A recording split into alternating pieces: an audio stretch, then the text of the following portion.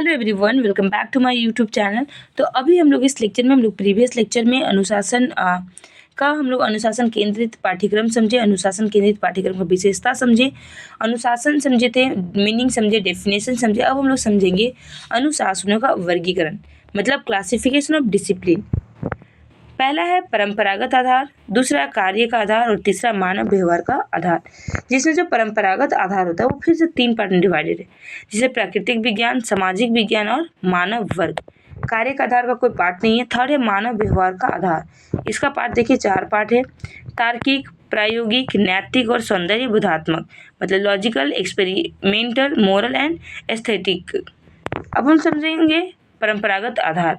परंपरागत आधार के अनुसार अनुशासन को प्राकृतिक विज्ञान, सामाजिक विज्ञान तथा मानवीय वर्गों में रखा जाता है।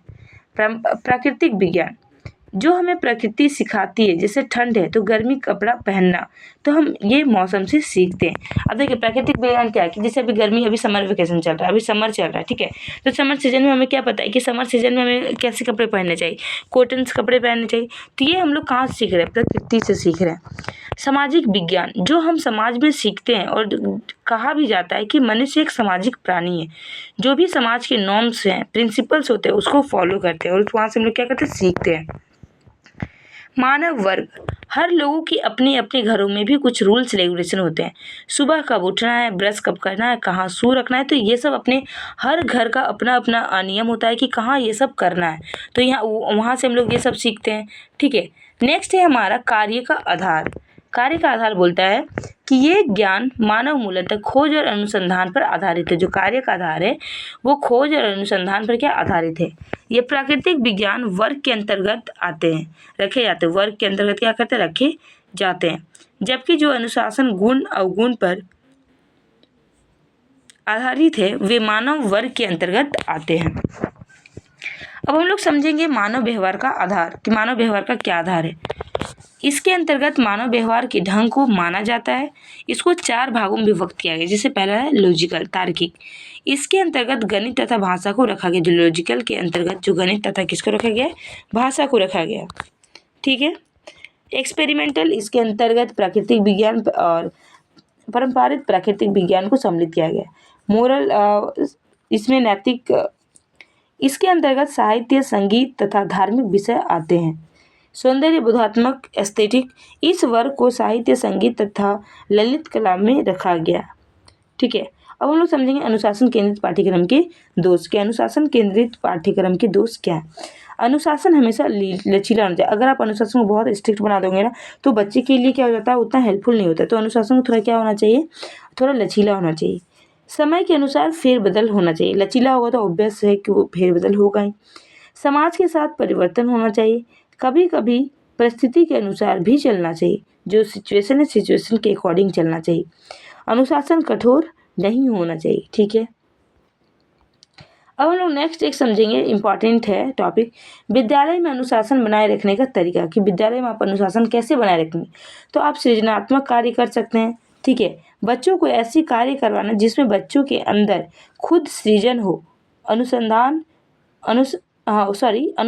बच्चों को समय देना, उनको अवसर देना, खेलों में भाग लेने के लिए तथा शिक्षा का व्यक्तित्व भी प्रभावशाली है। नेक्स्ट है प्रतिबंधात्मक अनुशासन। बालकों में ऐसी प्रतिबंध लगाना जिसमें अनुशासन ही ना हो। प्रतिबंध हमेशा प्यार से हो, डर वाला प्रतिबंध ना हो। उपचारात्मक अनुशासन, अनुशासनहीन बच्चों को सुधारने के लिए बालक को सबके सामने दंड ना दे। अगर आप कोई बच्चा अगर अनुशासनहीन है तो सबके सामने दंड ना दे। ऐसे में क्या होता है ना कि बच्चा का ईगो हट जाता है और वो और भी बदमाशी करने लगता है।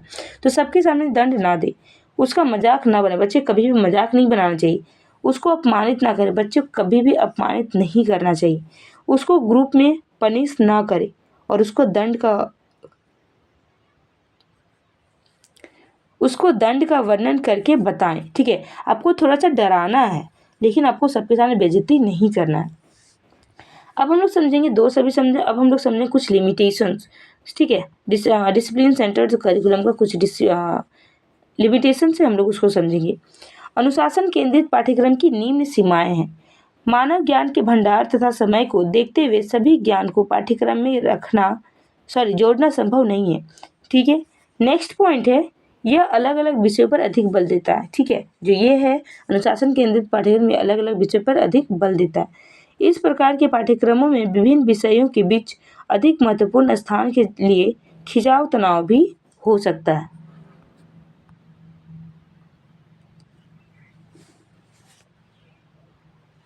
नेक्स्ट पॉइंट है, इसमें सम्मिलित किए जाने वाले विषयों के बीच पारस्परिक समन्वय में कमी, मतलब कि एडजस्टमेंट जो शामिल किया जाता है ना, जो उसमें उस सारे बुक्स में एडजस्टमेंट का क्या हो सकता है, कमी हो सकता है।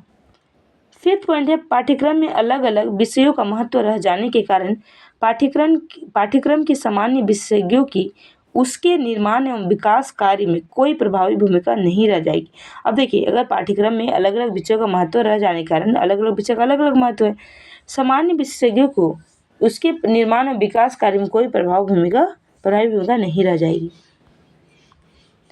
नेक्स्ट है, किसी अनुशासन की संरचना का कोई ठोस एवं निश्चित आधार न होने के कारण सिद्धांतों तथा व्यवहारों में अलगाव बढ़ जाता है। नेक्स्ट है हमारा निष्कर्ष, कंक्लूजन। ठीक है, तो कंक्लूजन चलिए देखते हैं, उसके बाद हमारा ये जो लेक्चर होगा वो कंप्लीट हो जाएगा। हम कह सकते हैं कि महान बनने के लिए अनुशासन बहुत आवश्यक है। ऐसा जरूरी, ठीक है, हम कह सकते हैं कि अगर आपको महान बनना है तो अनुशासन जरूरी है, और विद्यार्थी जीवन में अनुशासन का बहुत महत्व है। मेरे अनुसार अगर कोई व्यक्ति, ठीक है, मैं अपना पॉइंट ऑफ व्यू यहाँ पे लिखी हूँ, बुक का हेल्प ली हूँ यहाँ पे, और लिखी हूँ कि अगर कोई व्यक्ति अनुशासन को पालन करता है तो जो भी उसकी लाइफ का गोल है उसको इजीली प्राप्त कर लेगा। इसलिए विद्यार्थी जीवन में अनुशासन का परम महत्व है। तो होप आपको ये टॉपिक्स क्लियर हुआ होगा, समझ में भी आया होगा। मिलते हैं नेक्स्ट वीडियो में नेक्स्ट टॉपिक के साथ। Till then keep learning, keep watching. Thank you.